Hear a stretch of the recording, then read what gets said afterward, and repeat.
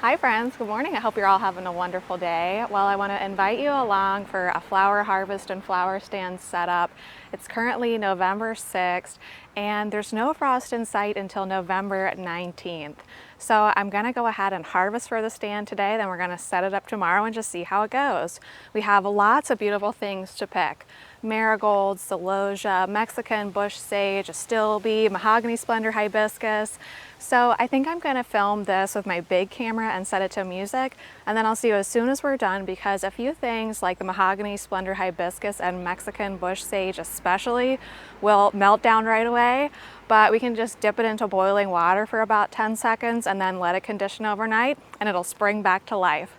So with all that being said, let's go ahead and harvest for the latest flower stand ever.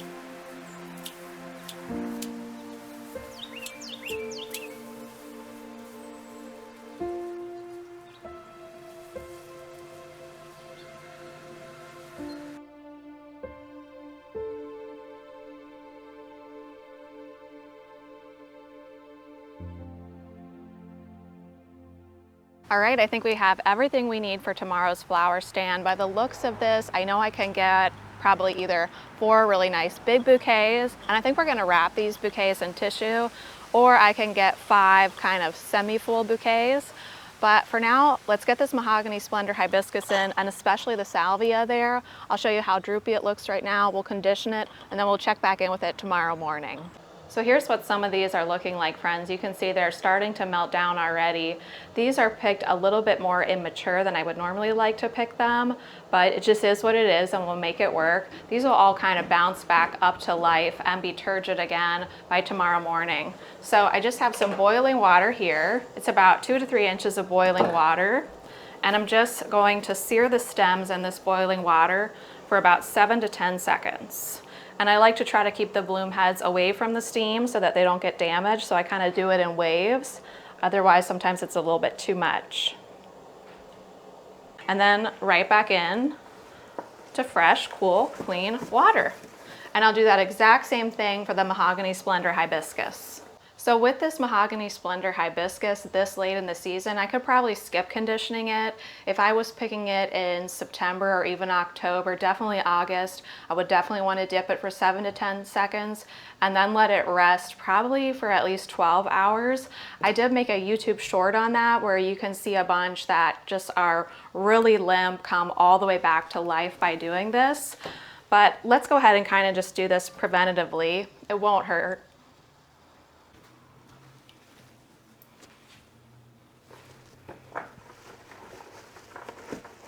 Okay friends, so I'll just leave all these flowers here in my addition to condition overnight.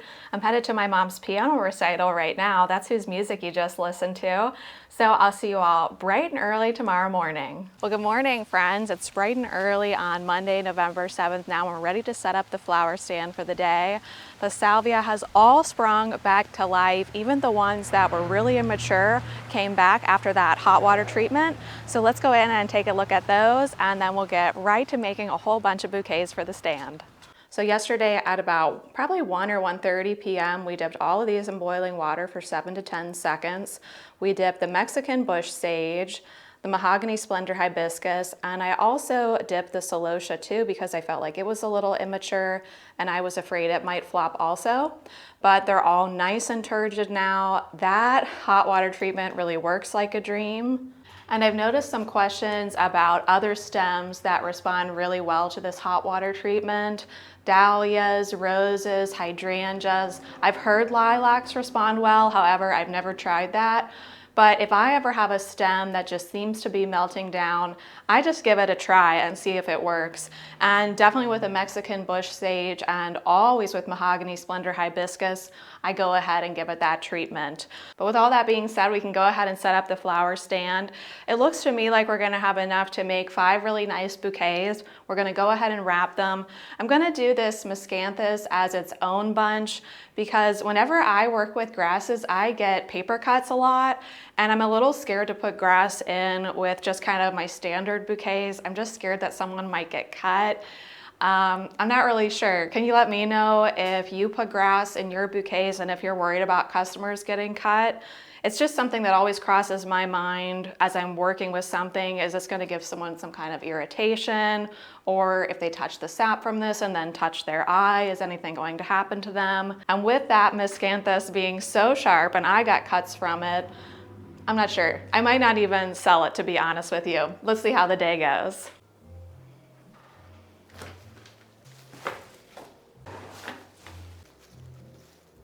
The dining room smells amazing right now. Between the marigolds and this Mexican bush sage, I'm in heaven. And the smell of marigolds really brings me back to my childhood.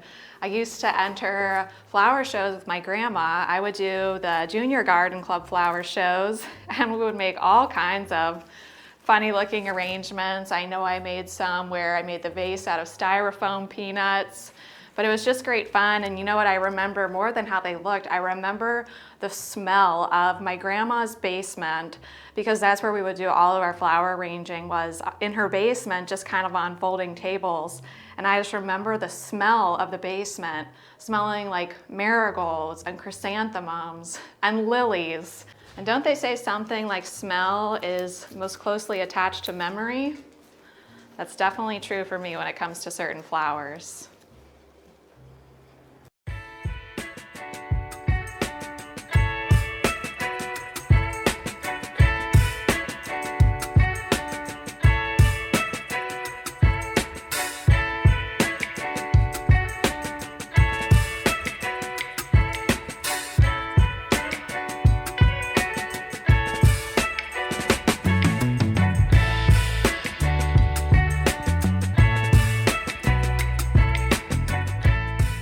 So whenever I'm doing a hand-tied spiraling bouquet, I like to first start with a really strong stem for the center of the bouquet.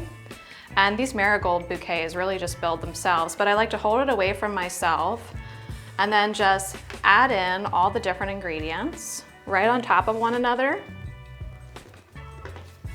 Then once I have all of those ingredients added in, I do about a 90-degree turn and I add in the ingredients all over again. Now I had a little hole there, so I have to fill in that hole. I'm definitely gonna grow these cocoa gold marigolds again next year. This is just an awesome opportunity to extend the season. And the big question will be, are people looking for flowers at this time of year? I'll definitely have to do a lot of advertising on Facebook to just let everyone know that I'm open, especially open on a Monday.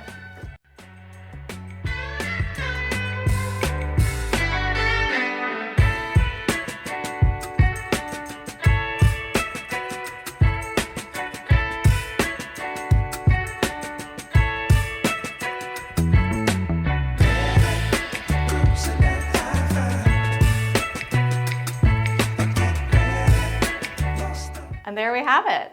Definitely feels like fall. So I have a new idea for the flower stand this week, and I think I'm gonna give it a try. Okay friends, we're gonna do something totally different with this flower stand that I've never done before ever. I'm gonna put all these bouquets unwrapped just in my black buckets. I was experimenting with them inside, wrapping them in jars like I normally do, but I think in a way it looks more impressive just to have these bunches, which we just rubber banded in the black buckets. And if this works and they sell just as well, this will save me a lot of time and a lot of money and a lot of just needing to save jars all year. So let's just give it a try. You guys know those really fancy garages? We're the opposite of that.